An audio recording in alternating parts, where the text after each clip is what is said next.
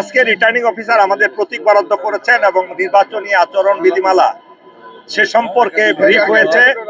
আমরা প্রার্থীরা আমাদের সকল তথ্যগুলো তুলে ধরেছি এবং আমরা এটা নিশ্চিত করেছি তাদেরকে যে কোনো প্রার্থী সকল আচরণ বিধি লঙ্ঘন করছেন, এটা আমরা তাদেরকে বলেছি এবং তারা এটা গুরুত্ব সহকারে গ্রহণ করেছেন। এটাও বলেছি যদি এভাবে লঙ্ঘন চলতে থাকে তাহলে সুষ্ঠু নির্বাচন হবে না, লেভেল প্লেইং ফিল্ড হবে না এবং এই নির্বাচন আমরা এই নির্বাচন থেকে সরে দাঁড়ানোর এরকম চিন্তা ভাবনা করছি। তো সুতরাং আপনারা যারা সাংবাদিক আছেন এই কথাগুলো তুলে ধরবেন যাতে মাফিয়া চক্র এই নির্বাচনকে বানচাল না করতে পারে।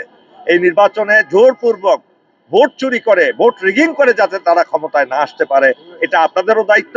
এবং প্রত্যেকটি নির্বাচন কেন্দ্র সিসি ক্যামেরার মাধ্যমে আপনার অবজার্ভ করা হবে, আইন শৃঙ্খলা বাহিনী সেটা পাহারা দিবে। আমরা সেটা নিশ্চিত করেছি, ইনশাল্লাহ তারা করবেন। আশা করি আগামী নির্বাচন মাফিয়ারা কোনো তাদের সুবিধা করতে পারবে না, আশা করি, কেননা তাদের দিন শেষ হয়ে গেছে। 36 জুলাই আন্দোলনের নির্বাচন, ইনশাল্লাহ এই নির্বাচন সুষ্ঠু এবং সুন্দরভাবে হবে ইনশাআল্লাহ।